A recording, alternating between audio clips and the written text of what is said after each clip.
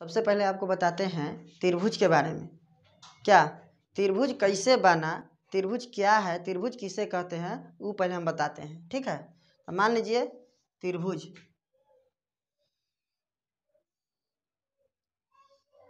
ये त्रिभुज हो गया ए बी सी, ये त्रिभुज हो गया। ठीक है ना, यहाँ त्रिभुज ये हुआ ना, तो त्रिभुज बना कैसे?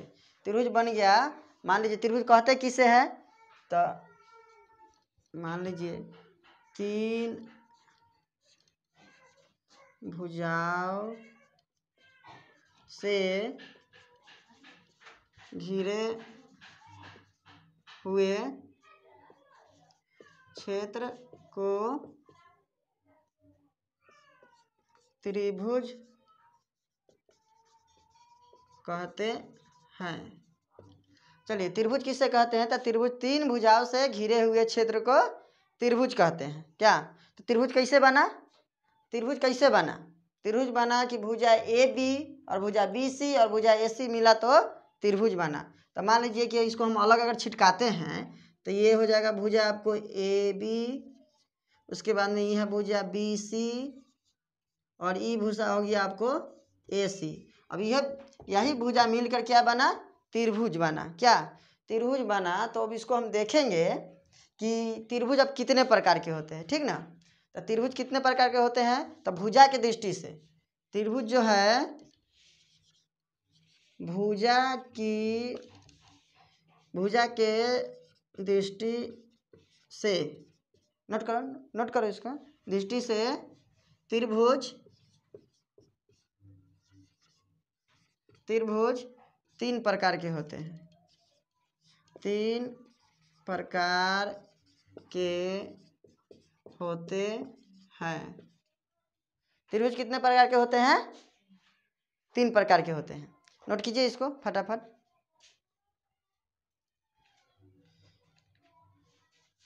त्रिभुज कैसे बना? जब भुजा मिला आपस में, आपको ए बी और ए सी और बी सी मिला तो क्या बन गया? त्रिभुज बन गया।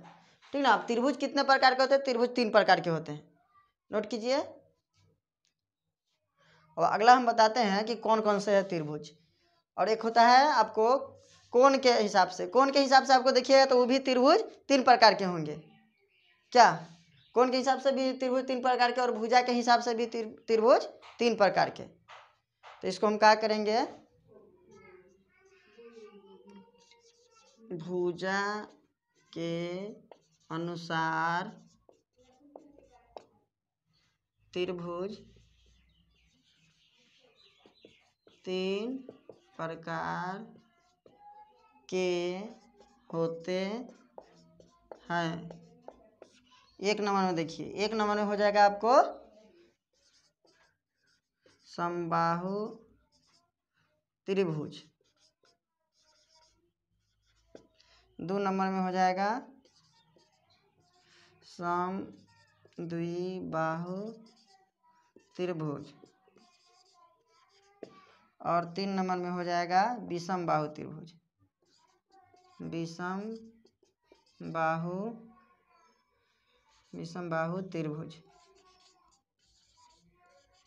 अब देखिए, अब हम समबाहु त्रिभुज किसको कहेंगे और समद्विबाहु त्रिभुज किसको कहेंगे और विषम बाहु त्रिभुज किसको कहेंगे? तो मान लीजिए यहाँ देखिए, तो नोट कीजिए। देखिए, मान लीजिए समबाहु त्रिभुज की कौन हो गया? ये हो गया, ये जिसकी आपस में तीनों भुजाएं बराबर हो उसे हम समबाहु त्रिभुज करते हैं। मान लीजिए ए बी सी है, ए बी सी है, तो मान लीजिए ये 5 सेंटीमीटर, 5 सेंटीमीटर, ये 5 सेंटीमीटर। तीनों भुजाएं जब आपस में बराबर हो तो क्या हो गया? समबाहु त्रिभुज। ठीक ना। उसके बाद में समद्विबाहु त्रिभुज। समद्विबाहु त्रिभुज में जिसकी दो भुजा आपस में बराबर होता है उसे हम क्या कहते हैं?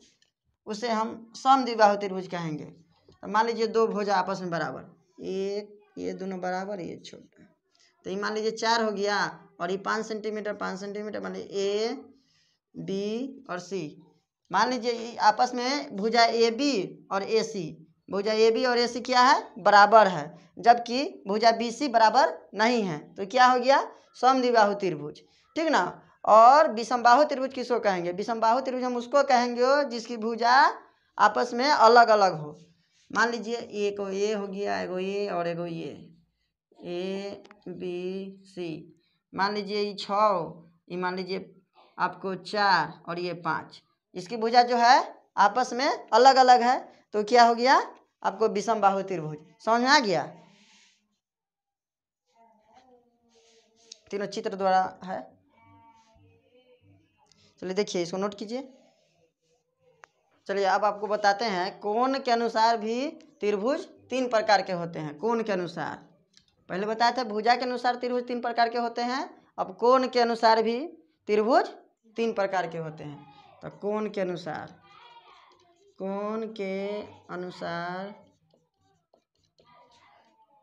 त्रिभुज 3 प्रकार के होते हैं।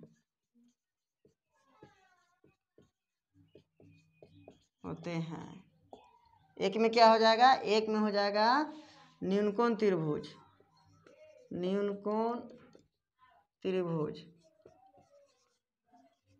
और 2 में हो जाएगा समकोण त्रिभुज,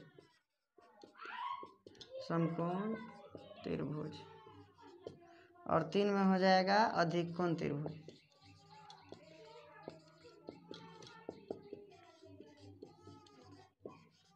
आपको इससे पहले बताए थे कि भुजा के अनुसार त्रिभुज 3 प्रकार के होते हैं, उसके बाद में आपको बता रहे हैं कि कोण के अनुसार भी तीन प्रकार के होते हैं त्रिभुज। जैसे कि 1 नंबर में हो गया न्यूनकोण त्रिभुज, 2 नंबर में हो गया आपको समकोण त्रिभुज, और 3 नंबर में हो गया आपको अधिक कोण त्रिभुज। ठीक है, उसके बाद में आपको त्रिभुज से पहले यह जानना जरूरी है कि रेखा बना कैसे। आखिर 3 को रेखा मिलकर बना है आपका त्रिभुज, तो ये रेखा आया कहाँ से, पहले ये जानिए। तो रेखा किससे बना उसको पहले हम जानते हैं। मान लीजिए कि हम त्रिभुज बनाए हैं कि ये त्रिभुज बना ABC, तो यहाँ पे ये हो गया आपको AB, और ये हो गया BC, और ये वाला हो गया AC। तो ये जो तीनों रेखा मिलकर जो बना है त्रिभुज, तो आखिरकार ये आया कहाँ से, ये पहले समझिए कि ये जो बना रेखा कहाँ से बना, इसके बारे में पहले हम जानते हैं। कि मान लीजिए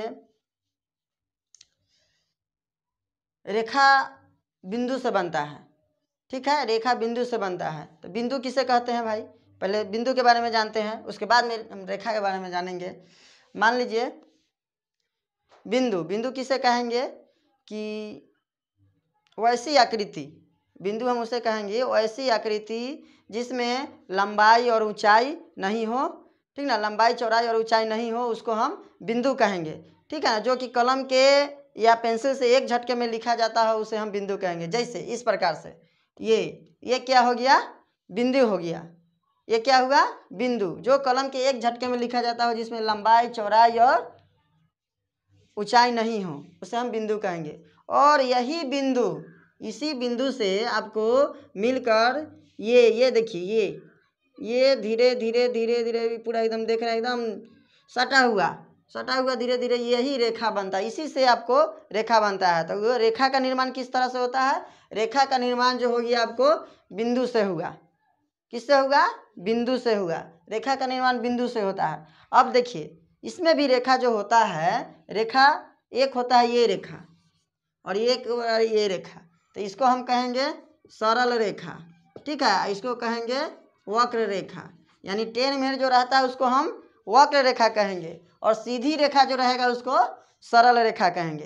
तो यहीं से आपका, यही बिंदु से आपका रेखा बना हुआ है, और यही रेखा जाकर, ठीक ना, यही जाकर आपको त्रिभुज बनता है। त्रिभुज, चतुर्भुज, पंचभुज, षटभुज, जो भी बनाइए आप, इसी के आधार पर हम बनाते हैं, यही आपको रेखा से बनता है। ठीक है, रेखा गणित जब हम पढ़ाएंगे तो रेखा गणित में बताएंगे कि आखिरकार रेखाखंड क्या कहलाता है, रेखा किस तरह से बनता है, और रेखाखंड क्या होता है, और उसके बाद में सरल रेखा क्या होता है, वक्र रेखा, इसके बारे में अच्छा से बताएंगे। लेकिन तब तक के लिए आप जानिए कि बिंदु से मिलकर रेखा बना हुआ है, और यही रेखा का उपयोग करके हम त्रिभुज, षटभुज, पंचभुज, चतुर्भुज बनाते हैं। इतना जानिए आप लोग, ठीक है। और रहा बात कोण का, तो कोण के अनुसार भी त्रिभुज जो बनता है, ठीक है, मान लीजिए बताए हैं कि भुजा के अनुसार त्रिभुज 3 प्रकार के होते हैं, और कोण के अनुसार भी त्रिभुज 3 प्रकार के होते हैं। तो पहले कोण के अनुसार जब 3 प्रकार के त्रिभुज होते हैं तो आखिरकार कोण क्या है, कोण क्या है, कोण के बारे में पहले जानेंगे तभी ना हम जानेंगे कि न्यूनकोण समकोण या क्या होता है। पहले कोण के बारे में जानेंगे। कोण किसे कहते हैं भाई? तो वही जो रेखा एक ही बिंदु से जो रेखा बना हुआ है अमित, बिंदु से जो रेखा बना हुआ है, देखिए यहाँ बिंदु से जो क्या बना हुआ है, बिंदु से क्या बना हुआ है, रेखा बना हुआ है, ये बिंदु से रेखा बना हुआ है। अब बताए हैं कि रेखा भुजा के अनुसार 3 प्रकार के होते हैं, तो समझ गए आप लोग। अब कोण के अनुसार जो 3 प्रकार के होते हैं त्रिभुज, उसके बारे में समझिए कि कोण आखिरकार बना कैसे। तो ये बिंदु से आपका रेखा बना, ठीक है ना, और एक और रेखा हम खींचेंगे इस पर, ठीक ना, तो यहीं पे यहाँ ठिट्टा बनेगा। क्या बनेगा? ठिट्टा। ठिट्टा मतलब कोण, चाहे जितना डिग्री का कोण हो उससे मतलब नहीं हो, लेकिन ये क्या क्या बना? कोण बना। तो इसको हम कैसे कोण कैसे कहेंगे इसको, कि जब दो रेखा एक ही बिंदु पर मिलती हो, ठीक है ना, जब दो रेखा एक ही बिंदु पर मिलती है और उससे जो झुकाव उत्पन्न होता है उसे हम क्या कहेंगे? कोण कहेंगे। अब समझ में आया कोण किसे कहेंगे? तो उसी तरह कोण के बारे में हम जान गए। तो कोण के अनुसार भी त्रिभुज 3 प्रकार के होते हैं, ठीक है। तो एक उसी में होता है त्रिभुज। अब देखिए, अब कोण के बारे में जाने तो कोण का भाई कितना प्रकार होता है वो भी जानना जरूरी है। तो जब कोण पढ़ाएंगे तब समझिएगा आप लोग। तो कोण का मतलब हुआ कि कोण 9 प्रकार के होते हैं, और कौन कौन कोण होते हैं वो भी बताना जरूरी है, तो बताएंगे आपको। तो कोण के बारे में आप लोग जान गए, लेकिन यहाँ एक बात बताना जरूरी है कि कोण कितने प्रकार के होते हैं। तो कोण जो आपके होते हैं, कोण 9 प्रकार के होते हैं। कोण 9 प्रकार के होते हैं, केवल आप लोग इतना जान लीजिए कि कोण 9 प्रकार के होते हैं, और कौन कौन होते हैं ये भी बता दे रहे हैं, लेकिन उसका परिभाषा नहीं बताएंगे इसलिए कि वीडियो थोड़ा लंबा हो जाएगा। आप देखिए उसका केवल प्रकार देखिए। एक में देखिए, एक में आपको हो जाएगा शून्य कोण, शून्य कोण। 2 में हो जाएगा न्यून कोण। 3 में हो जाएगा समकोण। 4 में हो जाएगा अधिक कोण, अधिक कोण। 5 में हो जाएगा ऋजु कोण, ऋजु कोण। 6 में हो जाएगा बृहत कोण।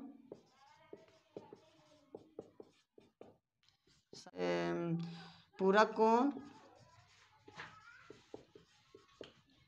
और 8 में हो जाएगा समपूरक कोण।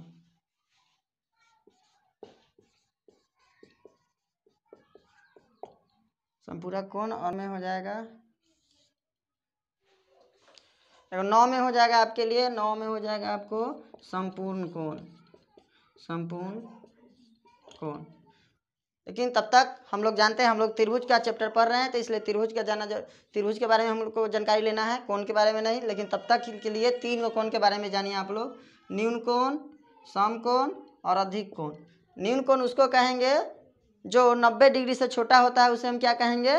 न्यून कोण कहेंगे। और समकोण उसे कहेंगे जो 90 डिग्री का हो, उसे हम समकोण कहेंगे। और अधिक कोण उसे कहेंगे जो 90 डिग्री से 12 लेकिन 180 डिग्री से छोटा है, उसे हम अधिक कोण कहेंगे। केवल ये तीनों के बारे में आप लोग जानिए, क्योंकि त्रिभुज ये 3 प्रकार के होते हैं, न्यून कोण त्रिभुज और समकोण त्रिभुज और अधिक कोण त्रिभुज, ठीक है। तो त्रिभुज आप लोग त्रिभुज के चैप्टर पढ़ रहे हैं, इसलिए त्रिभुज के बारे में जानिए। इतना आप लोग नोट कीजिए, नोट कीजिए ये लोग। चलते हैं कि त्रिभुज में हम पढ़ाए हैं आपको कि एक होता है समकोण त्रिभुज, समकोण त्रिभुज। दूसरा होता है न्यूनकोण त्रिभुज, न्यूनकोण त्रिभुज। और तीसरा होता है अधिक कोण त्रिभुज,